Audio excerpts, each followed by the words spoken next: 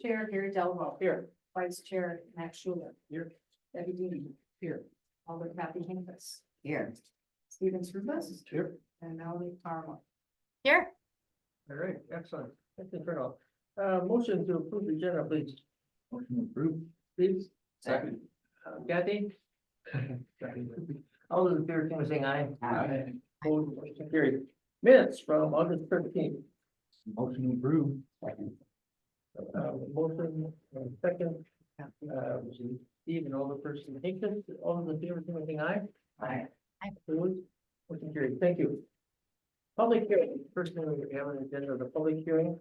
Public hearing regarding the proposed creation of tax increment district 29 and adoption of the project plan. So would you like to hear what the hours? Presentation first, Rebecca, you want to? Sure. Rebecca's going to. Good. Sure. Hi, Good Rebecca. afternoon, everybody. So just to provide a little bit of background, today we bring forth a recommendation to approve a resolution adopting the project plan for TID 29, which represents the single public market parcel at 211 North Broadway. The developer on Broadway Inc. intends to rehabilitate the property into the public market facility and has requested the RDA, city, and the Joint Review Board, otherwise known as the JRB, to consider the creation of a new blight TID in order to make that project viable through the use of tax incremental financing. Again, the project would not be viable but for the public assistance, so it does meet that but for test. The JRB was presented and made their initial review of the project plan at their meeting earlier this morning. And we are here this afternoon to host a public hearing to provide an opportunity for the citizens to provide their opinions and feedback on the creation of the TID and the adoption of the project plan. Before we do that, we do have Todd Taves, who's with Ellers, our TID consultant, who'd like to share a brief presentation about this TID 29 and the financial projections associated with it. Excellent. So with that, over to you, Todd. Thank you.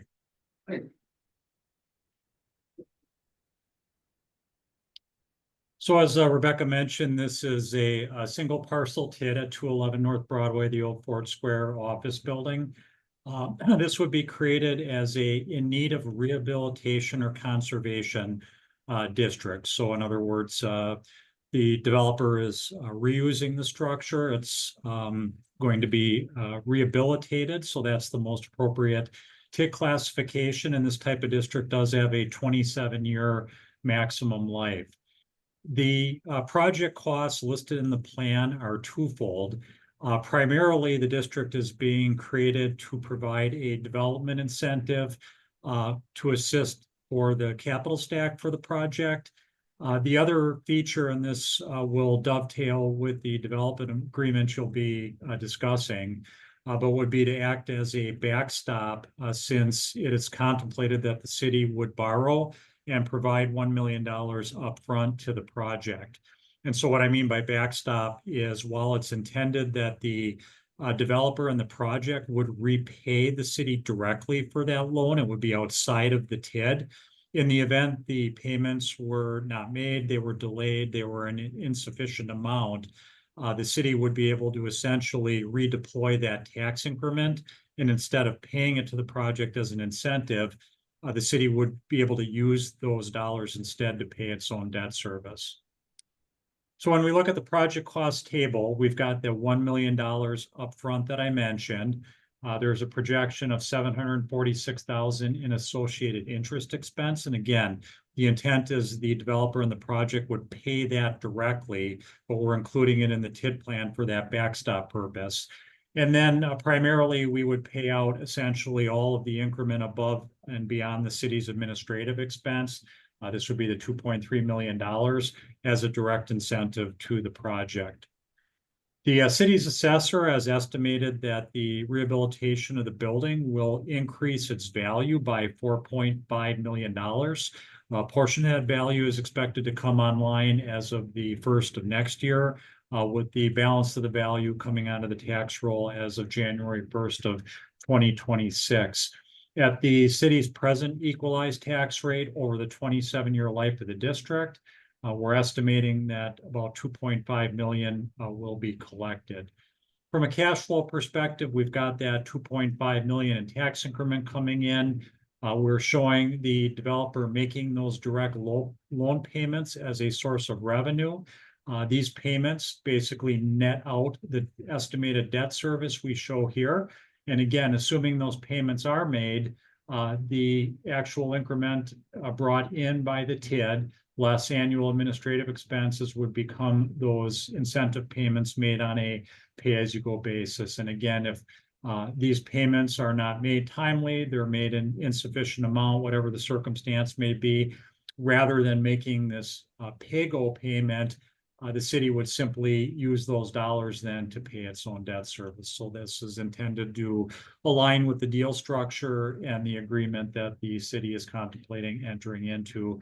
And since the incentive, along with other sources that on Broadway has secured, are still not entirely sufficient to fund the entire project, we are projecting this will run out for its entire 27-year life. So we are not showing any early closure in this case. Assuming the RDA approves the resolution at this afternoon meeting, this will go to the council on the 17th, which is important since it would create the base value effective as of 1/1/24. September 30th is our cutoff date for putting a TID in place as of the first of this year. And then we'll need to go back to the Joint Review Board for final consideration.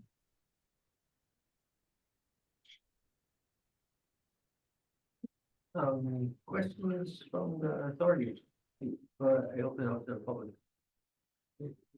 Questions? If not, we're open to input from the public. Second. Okay. I thought a public hearing you automatically, but, yeah, okay, but let's do it that way anyway. All those in favor, open, or signal by saying aye. Aye. Opposed, just in case of phone. That's the case. Okay, comments or questions or comments from the public? Questions or comments from the public? Questions or comments from the public? Yeah, Sure. yeah, please. Yes, I'd like to, on behalf of Downtown Greenway Incorporated, we are an independent organization, partner in many ways. We know the Broadway team very well. I would like to speak in favor of the proposed tip for the Green Bay Public Market. When I think about the impact, the major catalyst that this would have, this will have a catalyst, will be a catalyst for development, for foot traffic, and for nearby business support. Those are some of the main reasons why I believe this is the right thing for this property. In my 24 years with Downtown Green Bay, the project that I believe this compares to is the opening of the city deck in 2009. So 15 years ago, the community leaders, and I recall the RDA meetings and the vote of the city council, where they thought about just doing a fixer-upper, maybe an in-betweener, or do it right. And the city of Green Bay built a world-class boardwalk. Written about in Architectural Digest, spent $13 million to build our city deck. And by my calculations, what followed is over $250 million of development. I recall the Shriver CEO that influenced their decision to build their corporate headquarters. An Associated Bank bought a building and fixed it up, an Imperial fixed up a building, but the impact on small businesses. So I really compare the Green Bay Public Market to the city deck and the impact it can have. The numbers are impressive. The numbers of people who will attend a community venue like this.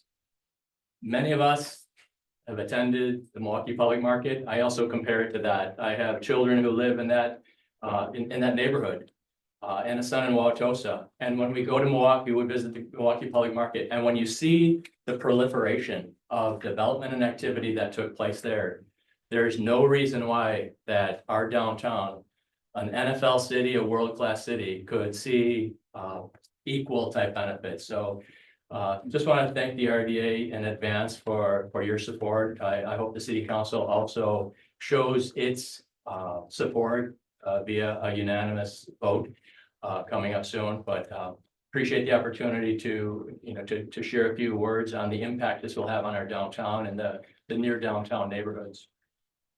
Thank you, Jeff. Excellent comments. Any other questions or comments from the public? If not, since we opened it with a motion, I guess we'll close it with a motion. Go back to regular business. Kathy, Make a motion back to regular business. second. All those in favor, saying aye? Aye. Back to regular business. Thank you. Yeah, thanks again for that comments. Regular business. Consideration of possible action to adopt the resolution establishing the boundaries of and approving the project plan for taxing from the District 29. Rebecca, anything else you want to add? I guess I would just add as far as the fiscal impact, since we'd already touched upon some of the information prior. The single parcel that we're talking about, that would really comprise TID 29 currently has a base property value, equalized property value of $2,470,600. The city estimates that upon closure of the TID, the new property value will be $7 million. So we would be looking at an incremental property value increase of $4,529,400. Thank you, Rebecca. You're welcome. Questions or comments from the authority? I'm really in support of bringing this downtown. I think this is a new community venue. It's going to increase property values down there. We already added a significant amount of housing down there. So I just think it's a natural proliferation of development that we should move forward on. Mr. Mayor, please, your comments, please. Yeah, ditto. I'm super excited about this development for all the reasons that Jeff and Kathy have laid out. And the other point that I would just make, in comparison to some other public market projects, another one down in South Central Wisconsin, this has a lot less public support, government support than others.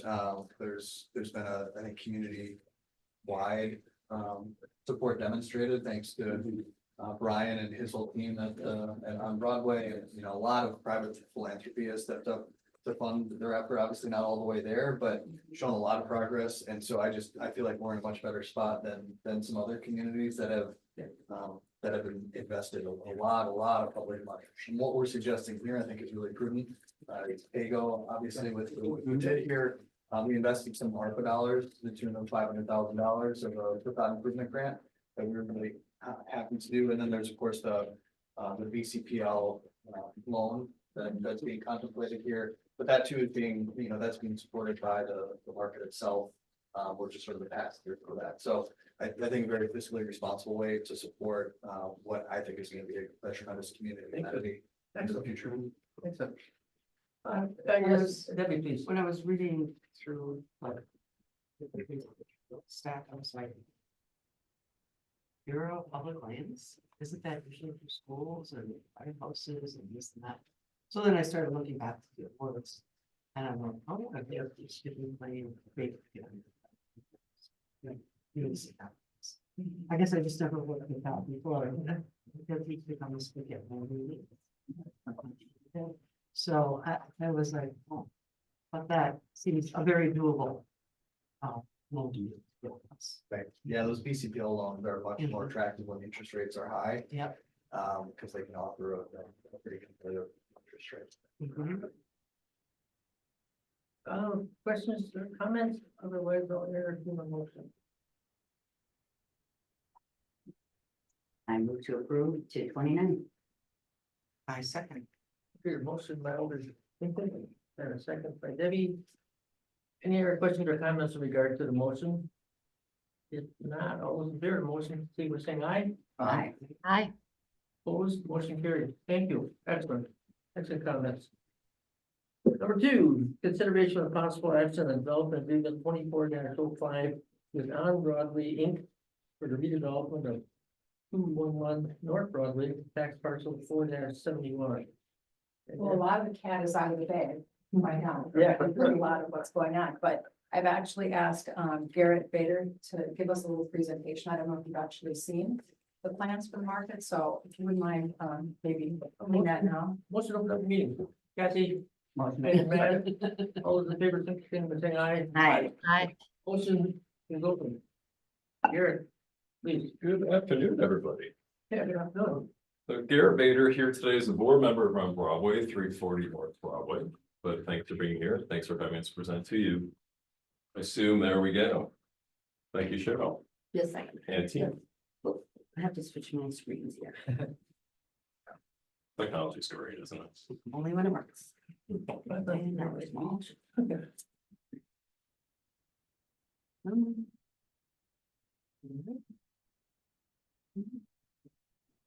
There we go. Thinking that's Going up, okay. So we'll roll through this pretty quickly, but if anyone has been by the site over the past few months, you've noticed the cement divider walls are up, and if you looked inside, the place is gutted out. So we've cleared it all out. We can, yeah, so just some project updates here, and again, we can go through these pretty quickly here, but what the building, of course, has looked like in its recent incarnation. And what it will soon look like. So part of this project is really its community gathering. For anyone that has been to any of these other types of facilities, community gathering space is huge. Front patio here along Broadway is a big part of that interaction. So the inside as it largely was until about 2 months ago. And if we go to the next slide here, you'll see, yes, so a lot of the demo that has been cleared out. So we've pulled a column's worth of the second floor away. This floor therefore will have a much wider atrium area when you see the finished product here shortly. But it's bringing it up, so taking advantage of that height, that space, of course, all that natural light that comes in from the Broadway side is a big selling point to create this. Yeah. So here, of course, we've seen this rendering a number of times, but open seating area, kiosks around it, your seating area that wraps it on the second floor, where we'll also have our co-working space, offices, and then event space. So name your favorite event that you like to go to or have gone to, probably be able to do here in short order. So a lot of this involves literally tearing apart what was a 1980s era office building that really was kind of a tweener type property. But everything here you see, you find some exciting things like an old Gelman's beer mural that was on the outside wall of what is currently stage 1. So we'll be preserving this. We're gonna, clean it up and keep very cool things like that, correct. Saving some elements of the building, and yet as we'll be, tearing apart others and totally making it a new era thing. So first form, for those who may not have seen the space, what you're looking at here is the Broadway's on the bottom of the image, the west side or the parking lot in the rear right now is on the top, north is to your right, south is to your left. So 2 anchor spaces in orange that we're in the process of maybe modifying a little bit. But your Broadway seating area that you see there on the bottom, and then a series of small to medium to larger size spaces on the interior first floor so that tenants of many different kinds and operations can succeed in different types of spaces and different types of offerings. Think grease traps or hoods where certain vendors may not need those, as will be needed. Second floor, next image. So there's your open atrium that you see there, kind of your donut hole on the center bottom. Your event space on the south side in orange bleeds into a kitchen that we have adjacent to it.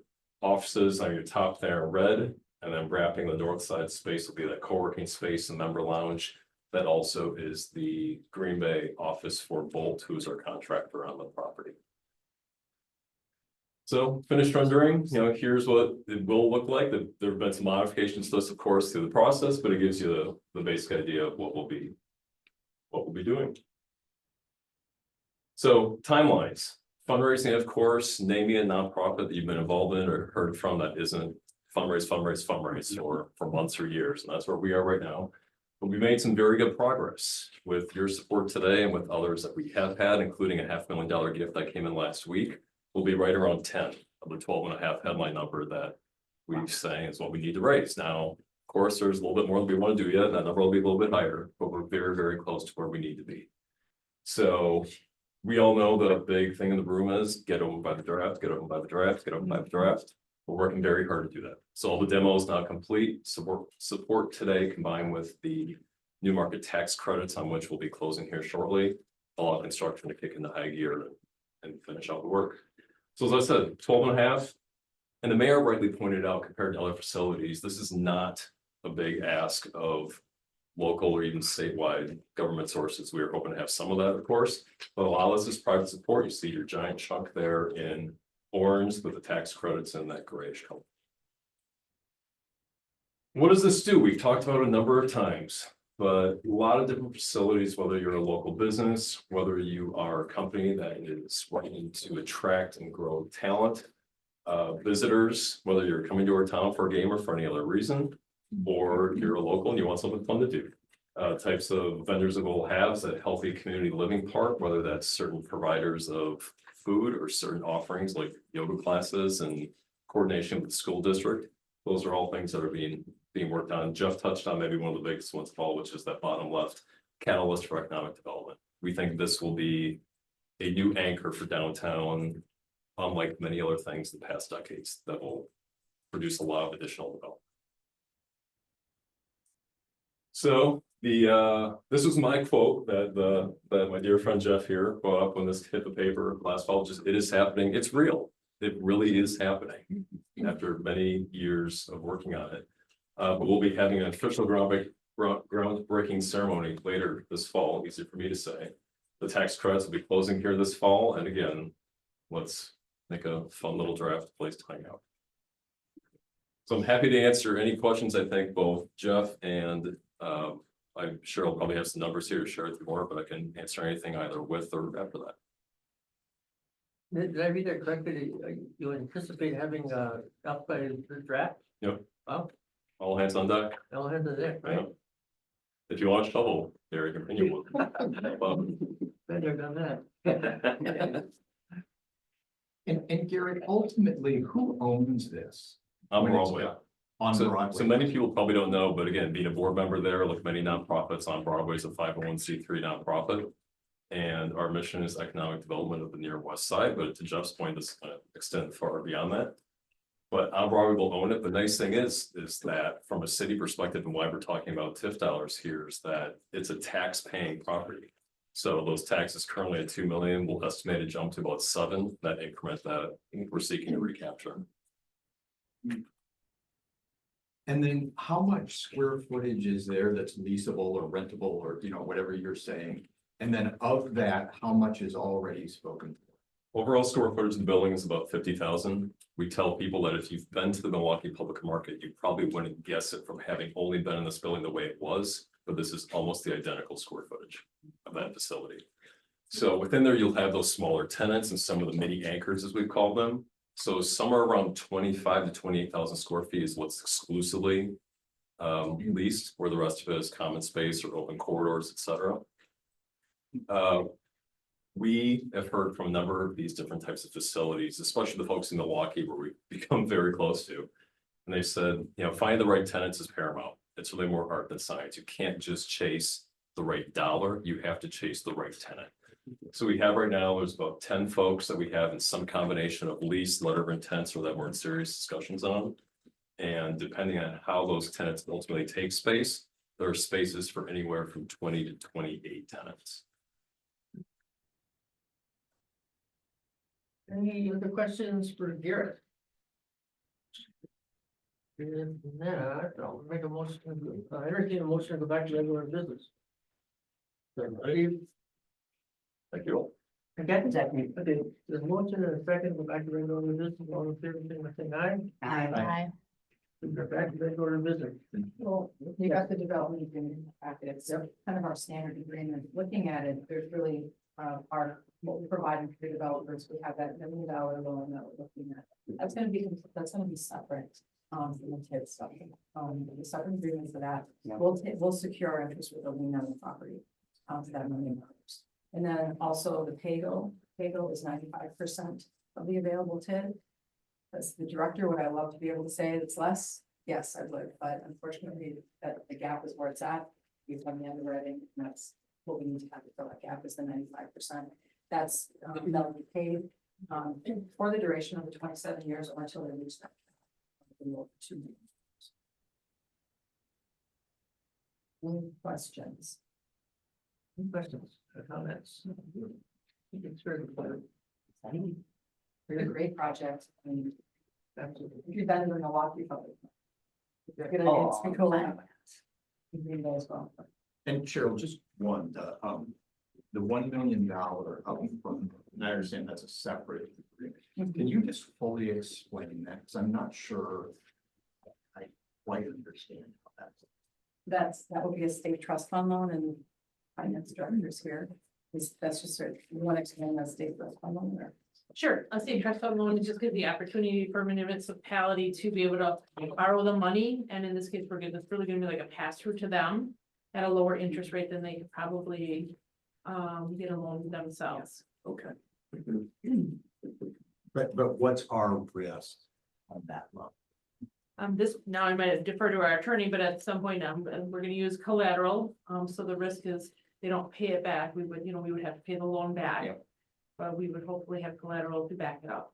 So we would set up a loan agreement, where we will be utilizing their property as collateral, so it will be a secured debt. Versus just an unsecured, loan operation. And where then are we in? that? Priority? We're number one. We would not be. No, we would not be number We would one. be subordinate. actually. We would be subordinate. And that's how much then in the primary loan? Question, do we know the primary loan at this point? I don't know.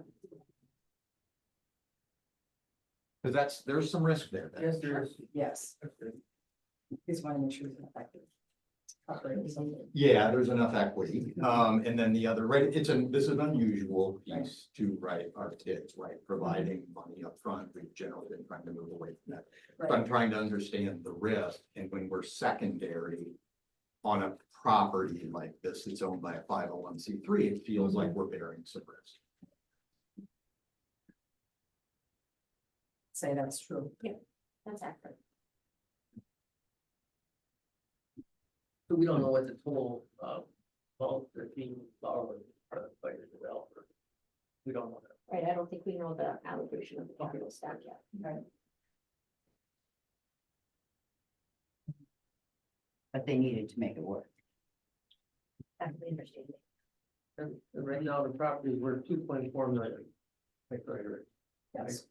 Yes. And then, that question specifically about the $1 million upfront loan, that is a different discussion than what we're about. Oh, Well, it's part of the, No. no, you'll be. Part of the it's- agreement. Yes, Right. yeah. Part of it's in the development agreement that we're finding that $1 million. Yeah. But I read That's very good. something in here. All right, so the staff is recommending approval of development agreement 24-05 with on Broadway for development of 211 North Broadway, tax parcel 4-71. Yeah. Yeah. Okay. Any other questions or comments? Otherwise, I'll entertain a motion, whatever it is. Then we're in one. Yeah. I'll make a motion to approve as recommended. I'll second that. And a motion by Steve, second by Debbie. Any questions or comments in regard to the motion? If not, all those in favor of the motion, please signify by saying aye. Aye. Aye. Opposed? Motion carried. Thank you. I have a quick question. Here, please. Sorry. The acronym for passing that money through. It's like a qualified unit of government.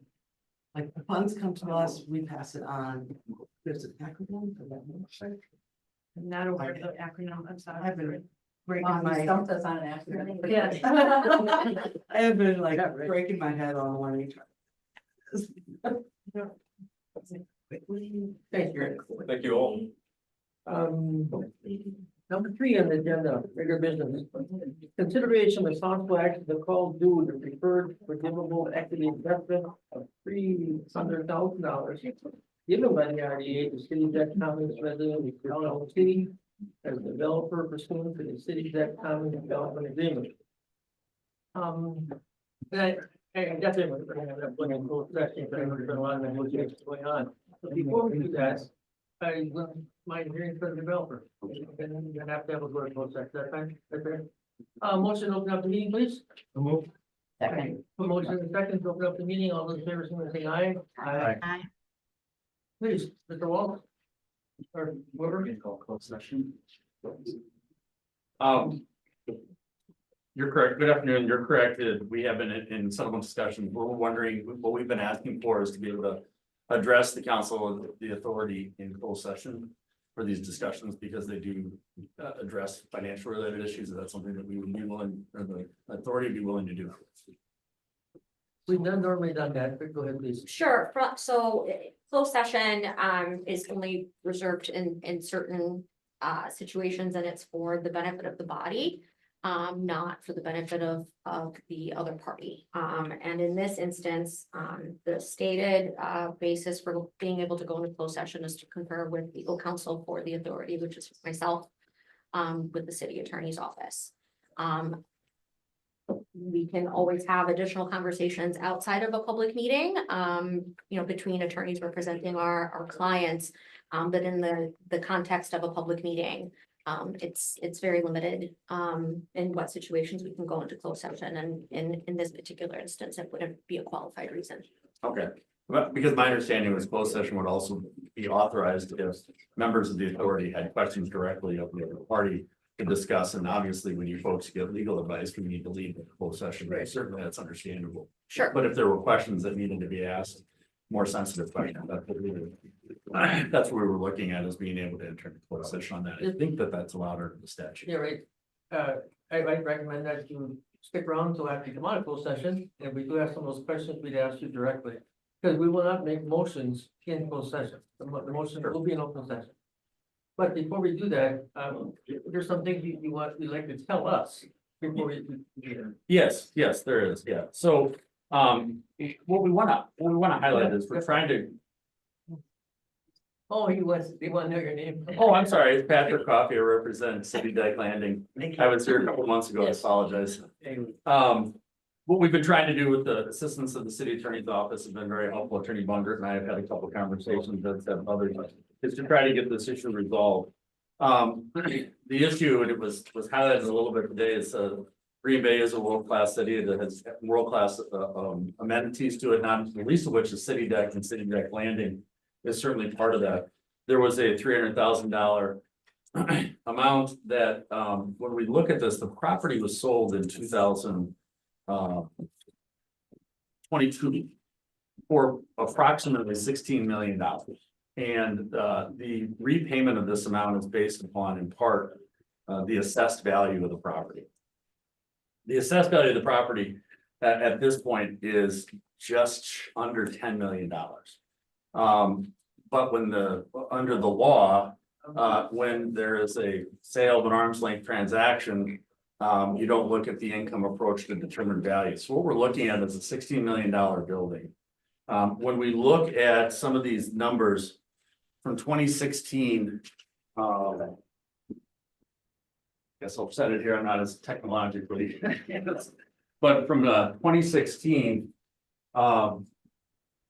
which is the beginning of the project, through 2024, so far there's been an annual surplus of $172,919. And when we look at that, there was only 1 year of a deficit in 2024 is when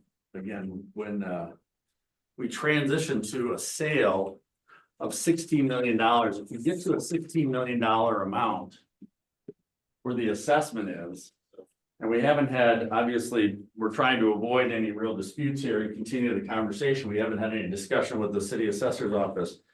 But when you look at it at a $16 million sale, you actually have from 2023 through 2027, you end up with a cumulative surplus of $683,000. This has been a successful project. Interestingly, Mr. Wall had some, I believe, options on some other property where the Schreiber Foods facility is. And he was approached by the mayor, the previous mayor, about voiding those options so that Schreiber could build this development. He did do that and incurred substantial expenses associated with that by moving it over to the City Deck Landing facility that where it currently exists. We have right now a situation where there was a notice that was provided. It was provided 2 months after potentially it should have been provided under the agreement, but it was provided. There's been no action by the city on that. The notice, the requirement under the contract indicates that that notice of transition or sale, that it shall be granted based upon the discretion of the RDA, and which shall not be unreasonably withheld. The current owner of that facility has been doing nothing but paying their taxes and helping to pay down the financing that's occurred. So at this point, what we're looking at is, as a developer that put together a development, we have a situation where not only has it been successful, there's been a surplus back. And we have this amount that the city attorney, potentially, at least at this point in our discussions, have been talking about, do they seek to claw that back? And we have real challenges figuring out why that would be occurring. It's not something that we want to do. We would like to continue developing Green Bay. But we also don't want to be in a situation where we feel like if there's a notice that's provided to the city and isn't acted upon, that it's kind of a gotcha moment in terms of, well, you didn't do it in time. By looking at these numbers, by looking at these assessments, even at the original assessment or the current assessment at approximately $10 million, there's a surplus, and there's going to continue to be a surplus until the financing is ultimately retired.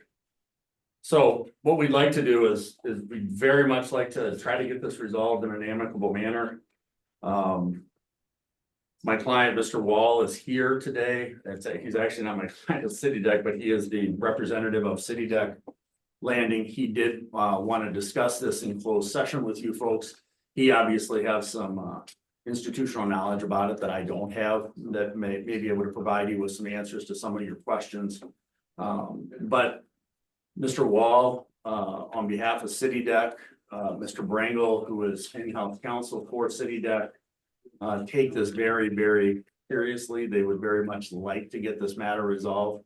And unfortunately, through the best efforts of myself, I think the city attorney's office, we just, couldn't get it resolved. And I guess we're at this point where we want to talk to you folks about what types of things we can do. There were things set around this table today about the risk with the on Broadway matter. The risk here, I think, based upon these documents, shows that the risk is beyond negligible. You have a full building with a investor who owns it, who was paying the taxes on the current assessment amount. And if you go to what we believe would be the appropriate assessment amount, it would be a substantial surplus, over $600,000. So.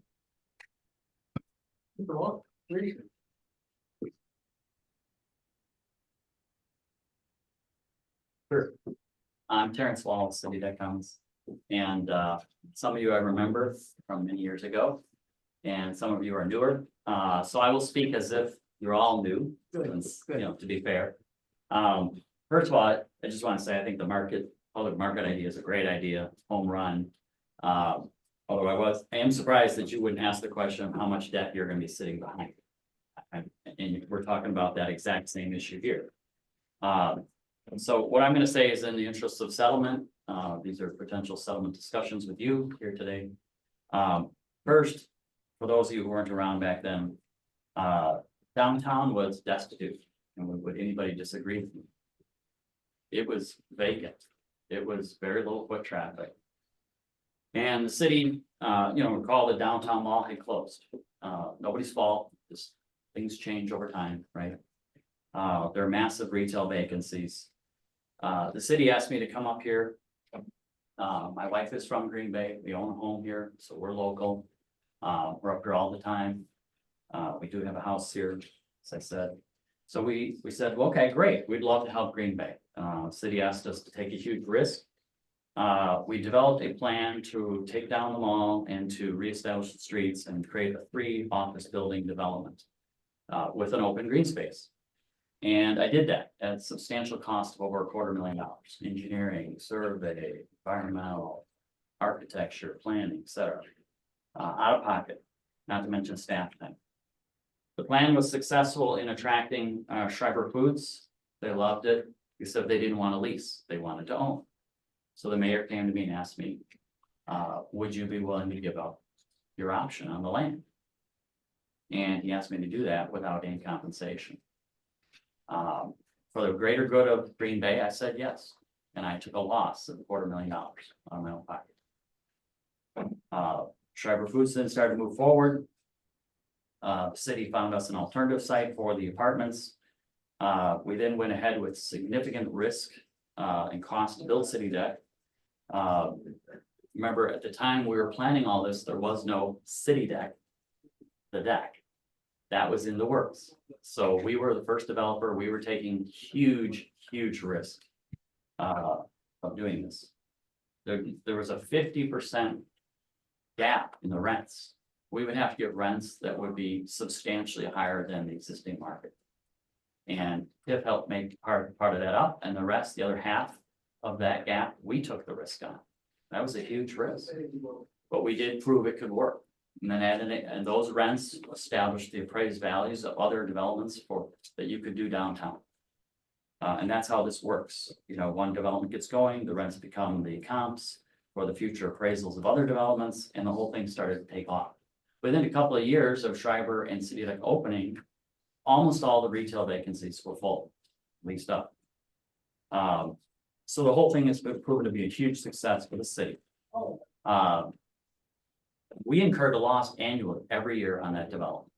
The only time we made some money was when it was sold. Now you're asking me to write a check for something when there's no loss involved. The RDA has a surplus of $172,000.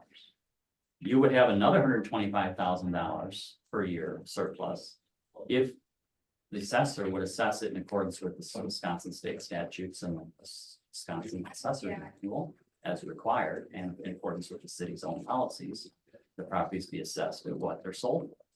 That's the city's choice. But please don't put that burden on me. I did what I said I would do. I promised you certain things and I delivered. You promised certain things and you delivered. And so here we are being asked to write a check when there's no loss, there's no problem. Honestly, there's nothing wrong, you know, and honestly, I think this is not a message you want out on the street, which is why I'd asked for closed session, because I didn't want to say these things in open session, to be honest with you. I wanted to say that in closed session. This is not something you want out of the street that we're going to play gotcha with developers. When I produced a surplus, I helped turn around your downtown. I took enormous risks. The whole thing has been a massive success. And now your public market, that's building on your success, and you're going in the right direction. You're going even further now. You're taking that next step, and that's fantastic. This is all according to your plan, to what you wanted. So you should be focusing on attracting and retaining developers, you know, not punishing me for success. I would ask you to act upon our prior request. We did submit a request for release or assignment. Release obviously makes sense at this point, since you are for sure guaranteed 100% you're going to receive, continue to receive a surplus going forward, even at the existing assessment, which I imagine will go up over time. But you're still going to have a surplus. So I would like to ask you to act upon the request we made previously to release today and put this whole thing to bed. If you're willing to do that, you know, I'm willing to, and I'm making this spontaneous because I didn't even know the public market was on the agenda. I've been to Milwaukee Public Market. I think it would be, having this here would be a huge success. And if you're willing to release today, I'm willing to make a pretty good sized donation to the public market to help you succeed with that project, because that is the next step for you in downtown. I'm excited about it, and I think you have a lot going for Green Bay, and you have so much that Green Bay has become known for that's positive. Let's not spoil that with going after developers when we did exactly what we said. I'm happy to answer any questions you have, or I could just stop talking. Questions, please, anybody got questions? Thank you. I'll have one, because I'm the money grubbing profit guy. Could you quantify what you mean by substantial donation? Yeah, I'd be willing to do $20,000 or $30,000 donation for the public market, just because I want to see it be successful. I want to see Green Bay and downtown be successful. You know, we want to continue to develop here. We have family here. You know, we're here all the time. And then just one other question, because you know, when I'm reading the facts of the agreement, and I was here when that agreement was done, I won't pretend that I can tell you everything that was happening at the time, but I remember some of the stuff, and you guys digging the foundation and you found stuff down under there from 150 years ago or whatever, and I remember some of that. Yeah. But this clause in the agreement, preferred forgivable equity investment of 300,000. When I look at it in the language, it looks to me like we sold you the property for $1. Basically, here it's free. Is this property on the riverfront where we're gonna do this city deck and da-da-da. And in exchange, you'll provide this $300,000 forgivable equity if you don't hold it for 10 years or the project doesn't assess during your lifetime of owning it for 10 years. Do you disagree with that interpretation of the language? Yes, the interpretation is a little off, is that the entire sale issue was tied to the assessment. That we wanted to make sure everything goes back to repayment. That's the key, right? If you came up short, just like you talked about public market, what would happen if you came up short? What would you do? You wanted to know, and the city wanted to be assured, that if you came up short annually or in total, that the shortfall would be made up. And so what would happen under these circumstances? If we continue to own, but the assessment was low, what would happen if we sold and the assessment, we sold for a loss and it was reduced? And so that's what the guarantees and everything were for, was to make sure that you had the full repayment on the bonds. And you have that. You have $173,000 extra in your pocket today at the RDA because of those payments.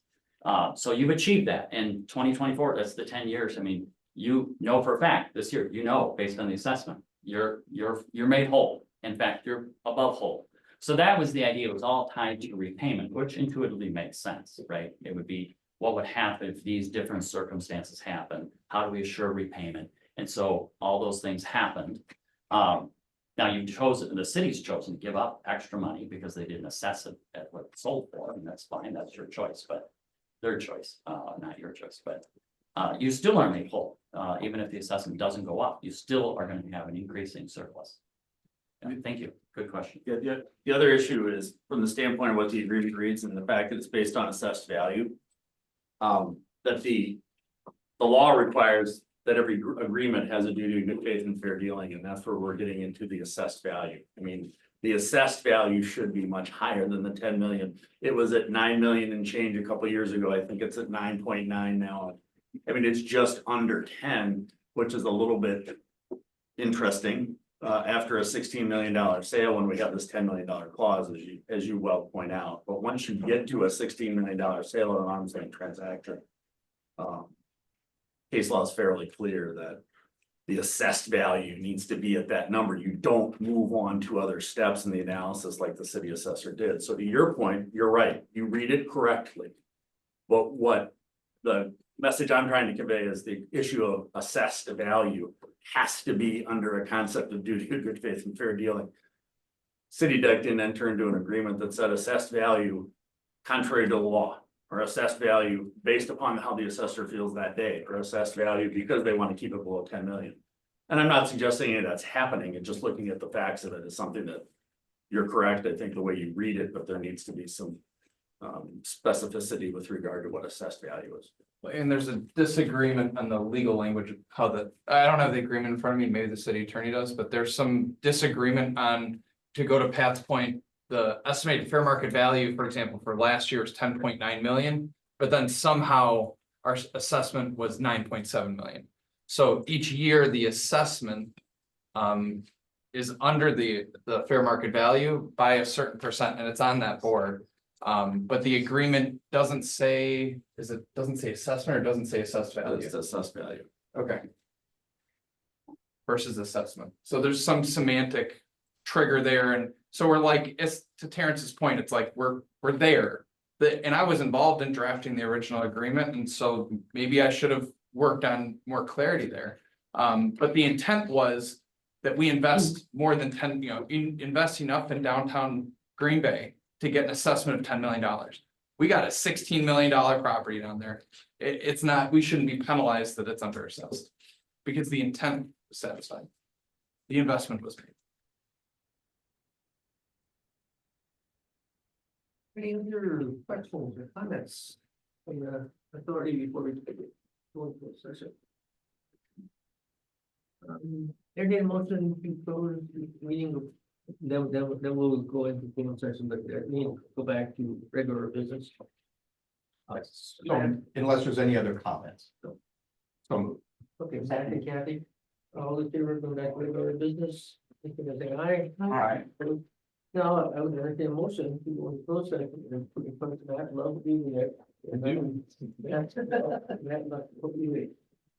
The authority may convene in closed session pursuant to section 19.851G Wisconsin statutes for the purpose of conferring with legal counsel for the governmental body who is rendering oral or written advice concerning strategy to be adopted by the body with respect to litigation in which it is or is likely to become involved. The authority will thereafter reconvene in open session pursuant to section 19.852 Wisconsin statutes to take action on items discussed in closed section if appropriate and to consider the remainder of the agenda. Great. Can you make your motion? So move. Second, my, other sentence. All those in favor, saying by saying aye. Aye. Aye. Very much, the closed session. Thank you. Thank you. Excellent comment. Thank you. Back, it's great. Now I like. Okay. Now. Yeah. I make a motion that we go back into regular session. Second. The motion and a second go back to regular order business to my closed session. All right, with that in mind, I think we're ready to make a motion as well with regards to the agenda item. Right? Yeah, and I will make the motion. Hey, want to call out one, first of all, thank you, developer, your counsel. Thank you for coming in. I know you had to make a special trip. In order to do that, that takes time and we appreciate that. What we want to make clear from the RDA standpoint is the sale of the property occurred without notification to us, which did not allow the city to assign the guarantees for the future payments of that property. The assessed value is very, very close to the 10 million. Pretty much fact not worth, I think, either side disputing. And that becomes not our primary concern. Our primary concern here is about the future payments on that property that we were not able to get guarantees of assignment on the sale of the property. So our motion is to the city to continue negotiating with the developer and or your counsel is instructed.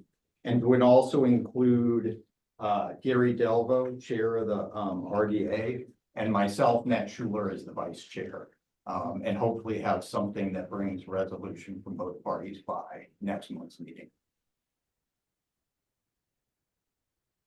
Okay, so that's a motion. Is there a second? Second. Second by Alder. Thank you. Questions or comments in regard to the motion? If not, all those in favor of the motion, signify by saying aye. Aye. Aye. Opposed, motion carried. Thank you. Whew. All right. Thank you, gentlemen. Thank you, Aaron. You good? Thanks. All right, number 4. Yeah. Number 4, consideration of possible action to yield a 6-month planning option. Thank you.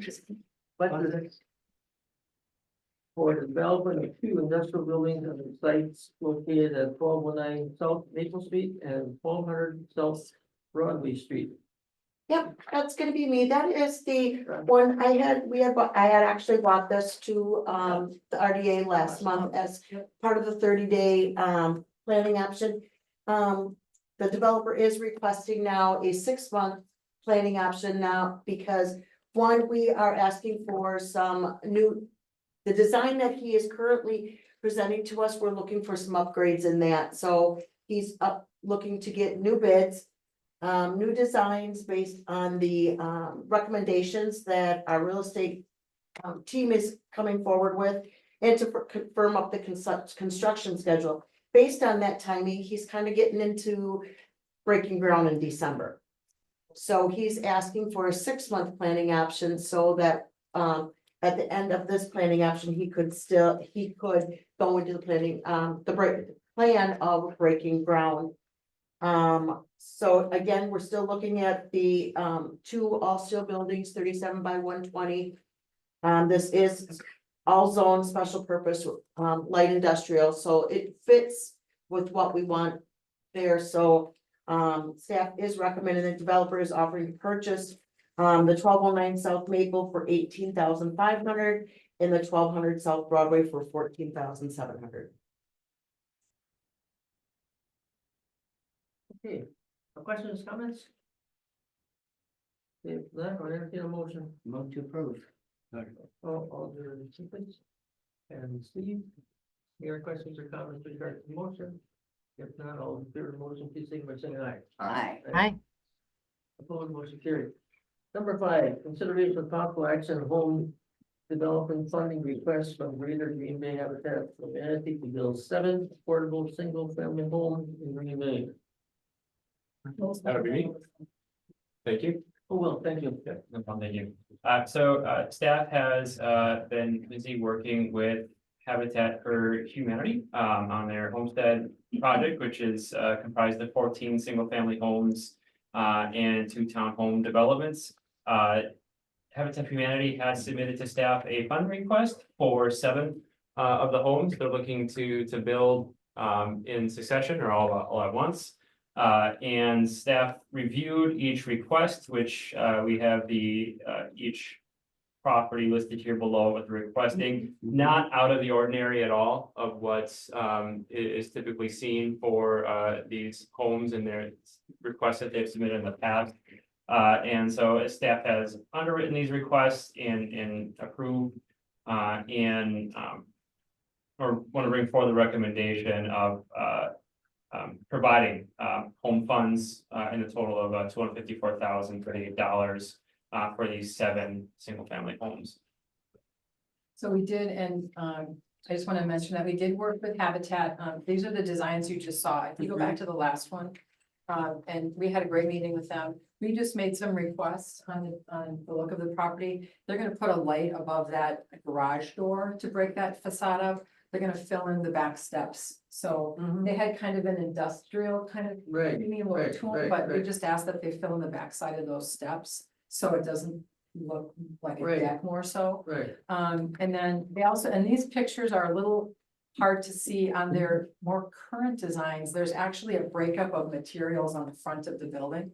If you can see on here, there's like 3 different material makeups, which breaks up that facade and makes it look a lot nicer. And then the other request we had for them was to actually add some windows onto the side of that building. That's like most of it is garage, but still just to break up that side to add some windows there. And I think they're gonna do maybe some concrete work that might actually save them some money, but Habitat was fully on board with all of these requests that we made.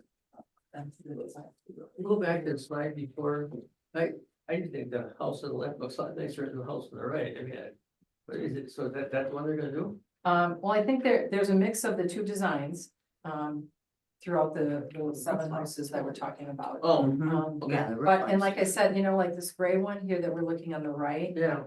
it's a little deceiving because it's not a complete face of siding. Oh, It's actually, if you go to the next Oh. slide, you can see said out of that. They house. look better in our packet. Yeah, do you see how there's different materials on the front of the Yeah. house? So it looks better. okay. Cheryl. That's on this. I guess. Sure. Yes. I am not a house expert at all.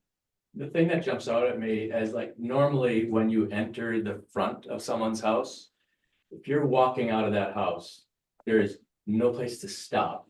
And it's like you're going straight down the steps. To me, it just kind of jumps out as being, wouldn't there be a 3 or 4 foot landing? There's a landing coming out. On the front of this house, it looks like Yes. it's just steps straight down. No, I think there, and If you look let's at get it, Diedrich from Habitats online to clarify that. It's code to have a landing when you come out the door. So Yeah. there's. Yeah, and this one, there's a landing. There are plans in the packet as well that show that landing. It's like 7 feet. Yeah. Cheryl, this is Brenda. There are landings there. Okay, thank you, Brenda. You're welcome.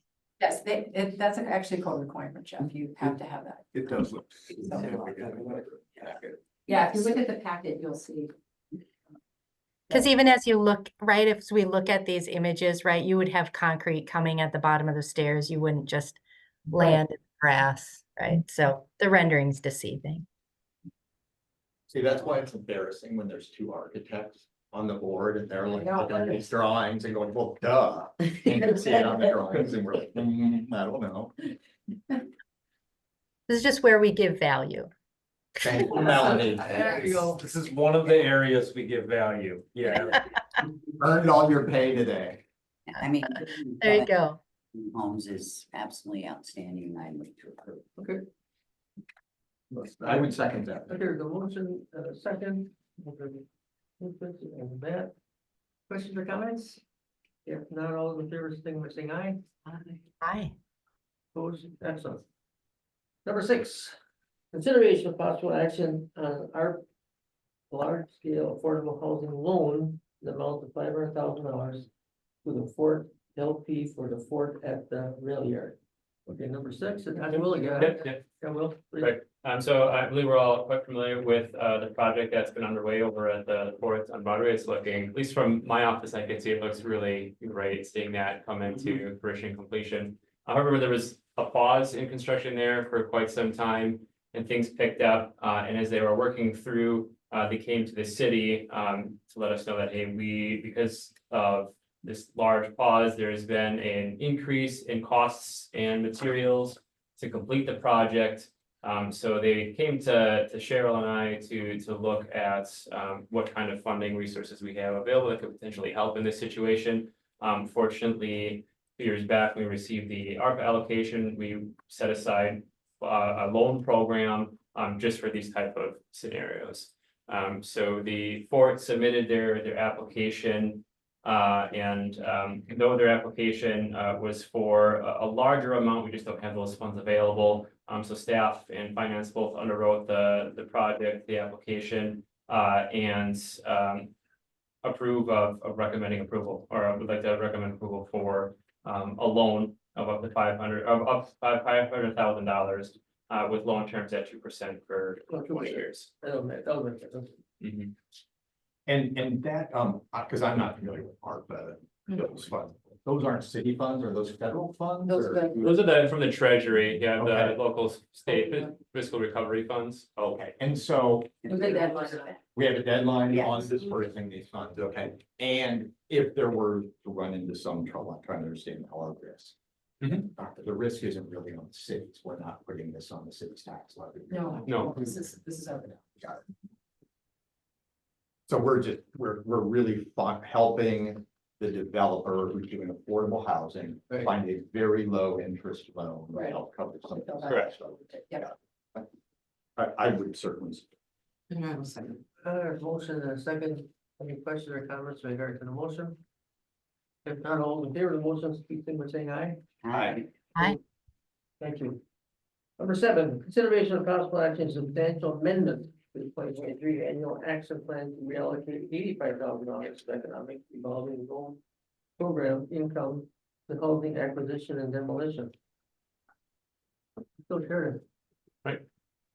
I don't know if this is the same one, because I think I'm on community development revolving fund. Is that different than economic development revolving loan fund? It's the same. It's the same, okay. Yep. Yes, I am. Economic development revolving loan fund was funding that came through the Packers organization. But for this purpose, it's the revolving loan fund. They're Is it? Oh, I'm sorry. That's right. She does make it the same name. Yep. So yes. You made me sorry. feel better, Wendy, I was confused. Okay, so Wendy. Nope. Well, Nope, it's well. me again, sorry. That's okay. More me. Right, so we have originally allocated $200,000 in program income to the Economic Development Revolving Loan Program for the year, and what we were doing is we were recommending to transfer $85,000 of those funds, which we have available to the housing acquisition demolition budget, because we have 2 properties right now that are blighted. They're becoming neighborhood nuisances and it's just kind of raised in the level of priority right now. And so since those funds are available, they're not currently tied to an active project. We would like to transfer those funds so that we can remove these properties. Okay. Pretty clear. And then once those properties are cleared, what would be our intent?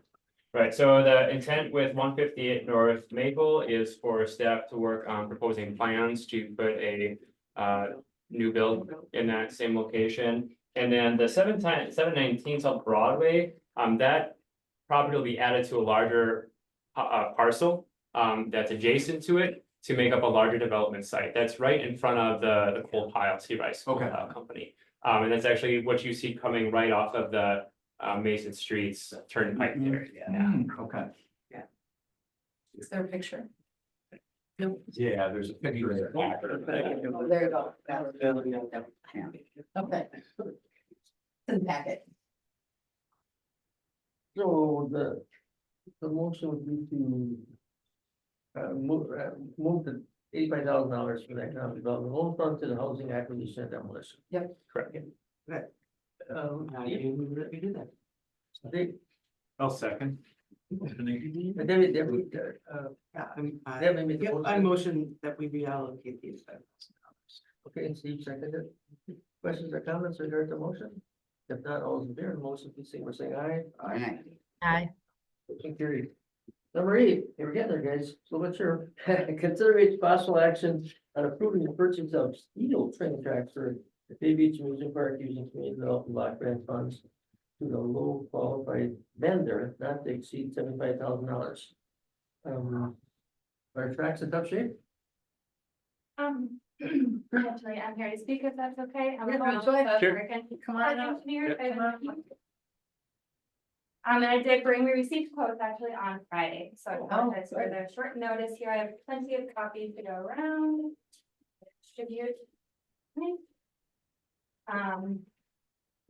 both ways, but we did receive 2 quotes.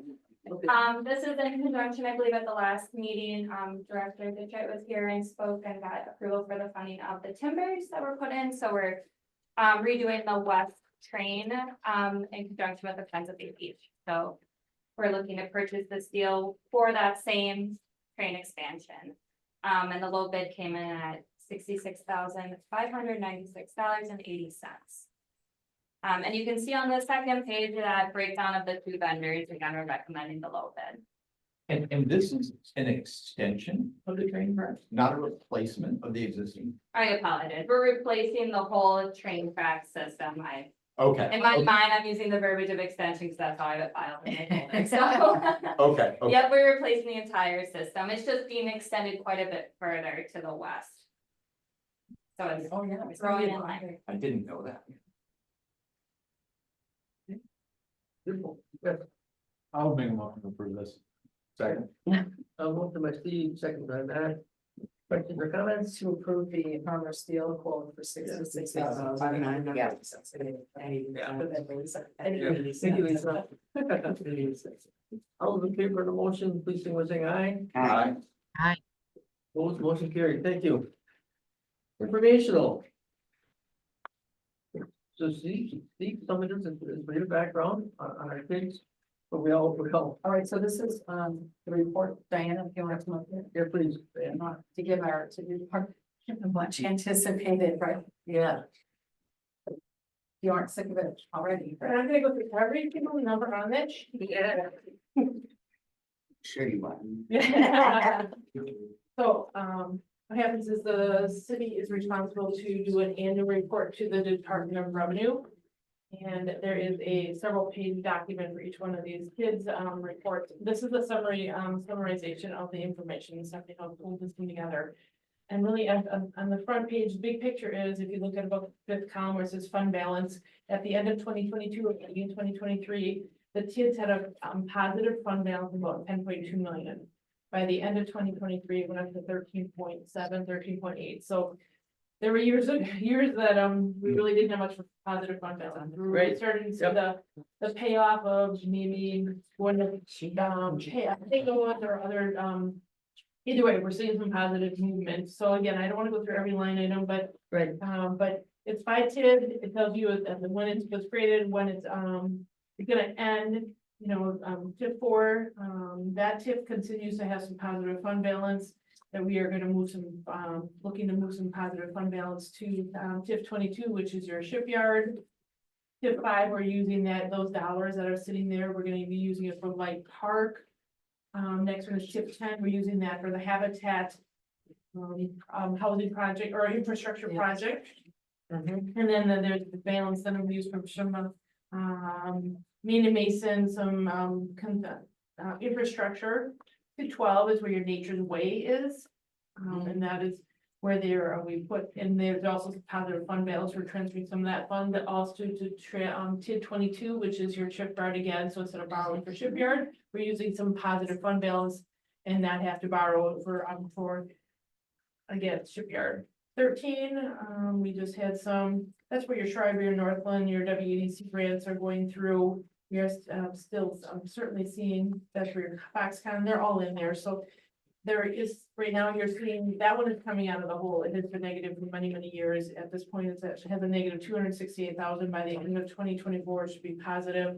And then, you know, that money can be used for more projects downtown, or it can be used for a parking ramp, anything like that. That we should throw a party for, because that thing has been negative for Yep, and so we have other projects in there that, yes, if we can get a sale of the, you know, the parts. See the positives on that. Yes, it's all good. So the reason that part. Yeah, right. 14 is your rail yard, and that has a negative fund balance, and it continues to be at about the same negative fund balance.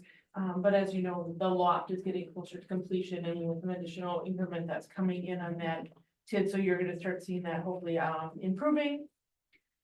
Keep going. 16 is your Burlington Broadway Automotive. That one also we are seeing some.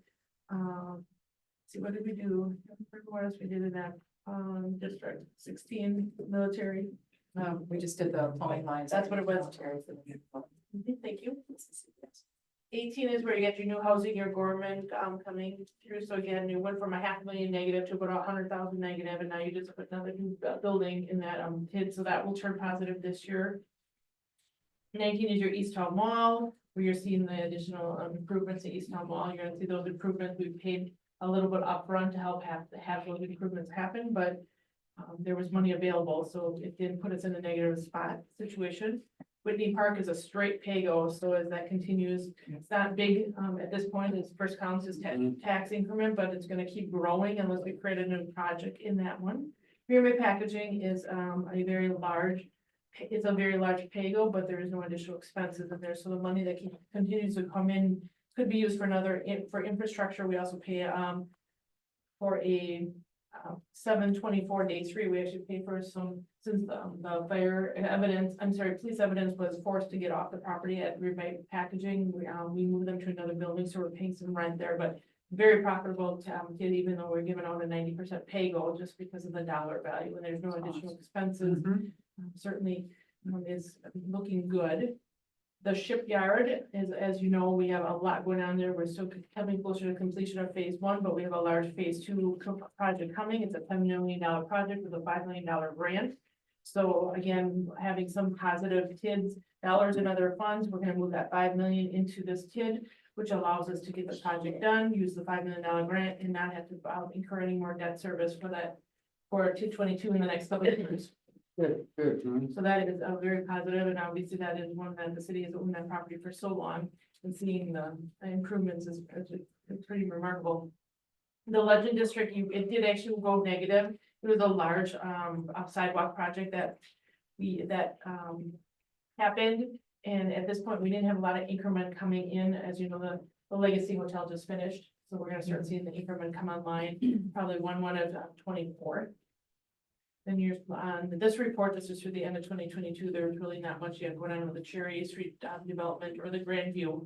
Actually, since to that Grandview, we actually had got some revenue and sale of land. In the meanwhile, Grandview built a brand new building. They're basically coming online, and actually we've actually bought more property in that area and trying to also get some more new development. So that one is a very at the beginning stages, but we are seeing some great improvements. great information, great things going happening in that TID, so. I can give you a lot more information if you have any That's questions on great. any of the numbers on here. So we are definitely seeing, things going in a positive direction. The next two TIDs that you see, TID 4 is on top, that one has a mandatory term date of January 2025. You have TID 5 is gonna have a, term date of 26, and then you also jumped on to TID 12, and that one has a 2025, term date.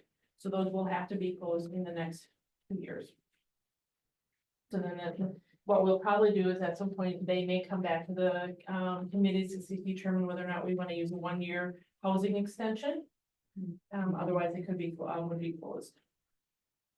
If I was a betting person, I'd place a bet on The housing extension, at least 1 or 2 or 3 of the, that. 3 of those TIDs that are closed that we would put up in the first year of increment instead of closing it and then all going directly back out to all the taxing jurisdictions, their share that first year could be put into a housing fund, and then that could be used strictly for housing. Yep, and we, That's I don't know, that's we've got it's maybe the 100,000, yeah, we call it to Come on, yeah, to that. TID affordable housing program, yes. We have like kind of around 200,000 in there maybe right now. A little less, I think. 1.4 million less. So this would- get that out the door. Matt, I Any- think it would probably be irresponsible if we had a side hustle on which one of these horses to bet on. Yeah, it would be irresponsible. Just saying. Because, then we can steer the results. This is a good report. Thank you. So that is just a recap. That is a recap of what happened in 2023. Obviously, we are now halfway through 2024. But we are, this is a necessary report that is, has to be reported to the DOR on an annual basis. And it must have, it also has to get approved by the joint review board. And so in this case, we didn't have a joint review board in July, or end of June, beginning of July, like normal. We actually postponed it and did it in August, so that we didn't have to have an extra meeting just for this report. We waited to take it to them with the first 3 new TIDs. Yes. So typically, it might have come a month or 2 earlier, but we actually didn't have a meeting till August before we're doing it this year. Very good. Really helpful, you can transfer dollars from one kid to another. We weren't always able to do that, but.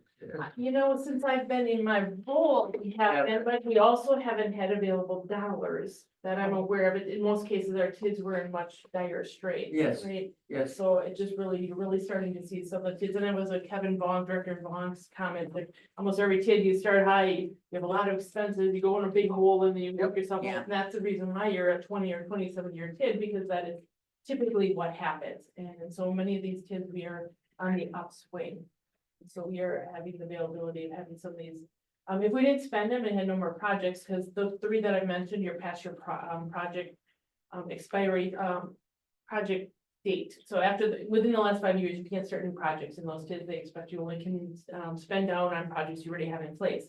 Again, if you don't have any more projects left, they give you the opportunity of moving them to other kids, or you can close them and then you share that fund balance with all taxing jurisdictions. So we would really rather keep them within the kids. Yes. And use those dollars for other kids to keep those looking healthy. Yep. Excellent report. Any questions, Diana? Good job. Well done. All right, then you also asked for a debt update, right? Yes. And so I was not able to get this in the packet because you might have finished it this morning. But Stephanie has it on the screen up. Can you make it a little bigger? But I'm just gonna be talking big pictures and we can always give you a copy of it. I just wanted to kind of give you a recap on the history of the TIP borrowing. We are looking to do 4 borrowings yet this year. And that would be $2 million for the Southwest Woods infrastructure. Like I said, Gary, we can make you a copy of this. Also. Yeah, please. Yeah, please. That is a project, we're estimating infrastructure about $2 million, looking to borrow it yet this fall as a state trust fund loan. That project, I think he wants to move some ground by October. Yep. So as soon as these kids are approved in October, looking to move ground. We are also looking at the $5.5 million for JBS infrastructure subdivision and park. And again, they're moving forward at this point and things are happening already as we speak. Yep. As long as this new TID is in place, we need to borrow the money, get the project going, knowing we're gonna have to spend some money down faster than our typical borrowing, which is probably spring of 25. And then the third item is public market. We talked about that just shortly, not too long ago, the state trust fund loan for $1 million. They're looking to have it as a pass-through loan with them. they would like to start pulling down a portion of it. The way we wrote it is that they can only pull it down as a percentage of the total finance stack, so 15-20%. So if they spend a couple million, they can't just pull our million down, they have to do it as a percentage of how they spend the dollars. So, with the expectation that if the rates are better by spring when we do a normal borrowing, better than what we took over state trust fund, we probably would refinance these and then get a better rate. But at this point, all three projects are eager and want to start this fall, and so we don't want to slow down it by 6 months by our borrowing. Borrowing through normal bonds and notes just is a much longer process. So other than that, we borrowed, in 2023, we borrowed $3 million for the rail yard. 21, we had some $2 million for the rail yard. I'm sorry, let me start over the shipyard. That is a mistake. Let me start over. That was shipyard. So as we've been trying to pay for these phase 1 of the shipyard, we've been taking it out from each year. So we have $3 million in 23, $2 million in 21, $2 million in 20. The rail yard, we did borrow $3 million in 20. And then we had some more for shipyard in 20 and 19. So again, we knew it was going to be a large project up front on the city's behalf. So it's fortunate we have kids that can help borrow the other second half of the phase 2. So really, there has been very little borrowing for any of our kids. It's really been mostly shipyard along the way. And now we may have 3 this fall. What I want to say, mention, the next part is the state debt limitations. Every municipality has can go up to 5% of the equalized value as is the limit of what you have for outstanding debt or how much of the debt capacity you have. The city, out of that 5%, the city in 2020 was at about 46% of the capacity. Since then, it went down to 42, down to 38, and down to 36%. So even as our number continues to grow, our equalizer is growing faster. So we are not even at 50% of our capacity. So we could borrow more. Right. Not, and that's overall, that's all, that's TID, that's for all borrowing capacity, but under general obligations. And then I just did a recap of just some of the development agreements, and at a very high level. Some of these are a little older, but these are the ones that have happened in the last couple of years. Is Nature Way started their PAYGO. Northland started their PAYGO. We have the tuning project over in PIP 18 over by Festival on University. You have your East Town Mall. Again, we just recently paid out some money there for the new changes at East Town Mall. The shipyard, we continue to borrow and move forward into phase 2. Your Burge development, at this point, we're hoping that property transfer will happen soon, and then the PAYGO will happen. Your Legacy Hotel will be coming online. Your Cherry Street development, we know is a little stalled at this point, but I could actually take that off. Carnivore Meats, as you know, in a short period of time, that went from a property sale to building a large facility coming online, and then another sale for more property for development out there. Bay City Lofts University, that PAYGO that went up fast, and then it's ready to, they'll probably have a PAYGO in 26. Habitat Homestead development, that was a one-time payment, and they're asking for the last drawdown on their payment, so they're ready to go on that project. I think that's complete and will be online. Planning of 1/1 of 25. Your Nova, which is your new land in 2021 Cherry Street, that's a large DA that just got approved. And that we're looking to borrow some money, and once that moves forward, we'll have to probably borrow some money for that up for grant.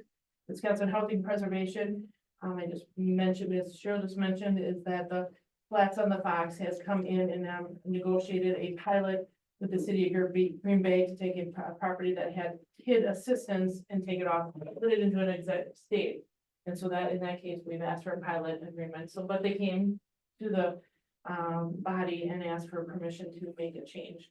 And then we also have the Green Bay Plaza outlet. We have a one-time reimbursement on water mains, which they need to put future development in where the old Sears building is to be.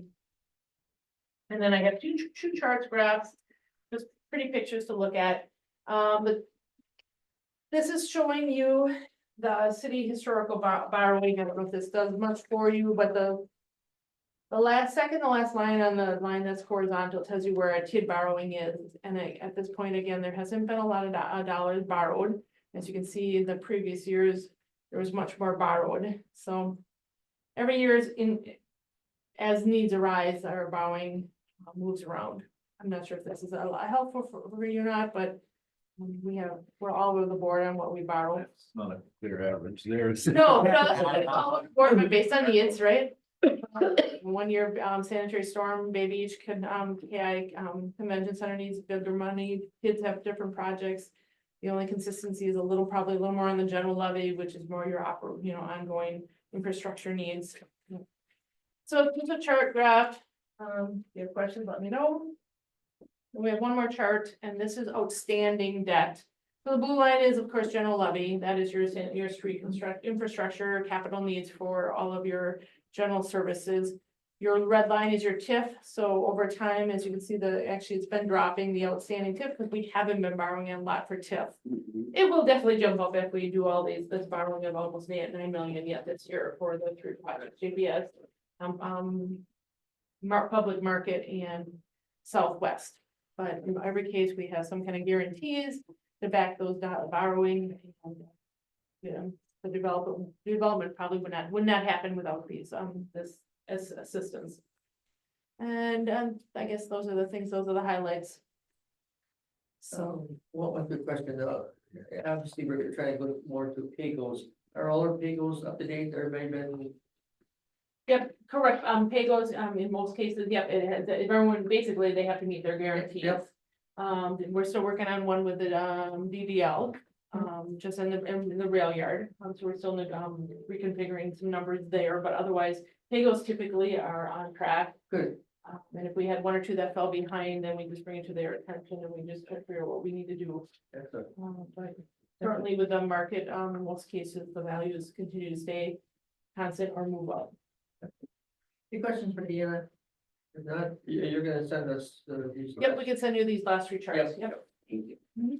Very If good. you have Excellent. any questions specific questions, please, email me or work to Cheryl, either or. Yep, excellent, thank you. Mhm. Go through those. Financial report, the checklist, I had some questions and they're following up, they gave some answers. I don't know, anybody else had questions? I had some questions on the big ticket items, we're gonna get back to this. Record report, project updates, please. Okay, so I gave you the sheet in your packet. We had, and I apologize for the extremely late notice on the JDS groundbreaking. But luckily none of you went because it was a tough month. It just rained. People were called and it was like, but there's also, city, I'm told that City Deck Landing is gonna be having kind of a block party, ribbon cutting, I think, of sorts. As soon as I get that information, I believe it's September 10th, which is next Tuesday at 4 o'clock. I don't have that confirmed yet, so as soon as I get that, I will ship that out to all of you. I will be canceling the September 10th regular REA meeting. We sent out RFPs for Monroe and Chicago, that site, and then also the Monroe site. We got no responses back from Monroe and Chicago, unfortunately, but we did get one really good response back on 200. We haven't had a chance to look through it, but the pictures look really nice. That's the old Associated Bank parking lot? Yes, yes. So we'll be looking at that, and working something out, moving forward. And also Peter Nugent is asked to come to the October RDA meeting that's the Cherry Street project across from New Orleans. So I think he might have his financing together. So he's called back to October for that project, so. Great. Excellent report, it's very handy. No, I understand. What you read, I like it, thank you very much. Jeff, anything, Rubia, I don't think she's, board. He is on. He is on. It's you. Yeah. Anything? Okay. Yeah. Okay, I have one quick question. yeah, please, For Jeff. yeah, please. What, you seen like the leasing operates at all? Or? What's his name's project? So the leasing, are you talking about Gateway Collective? Yeah, I was just made aware that there's going to be a first round of tenants moving in, and I don't know if it's somewhere between 12 and 20 or so units, but I don't have. you all don't of know that. what the rents were? No, No, did not see any details on that. Thanks to everybody for sticking around for the meeting. Well, did you have, or, were there any, did you want to make, did you have any updates? No, okay, I didn't know. All good. All good. I said what I wanted to. Okay. Very productive meeting. I appreciate everybody's. Always. Don't like we're not done back. Anyway. Right. No, we're not done. October 8th. That's so nice.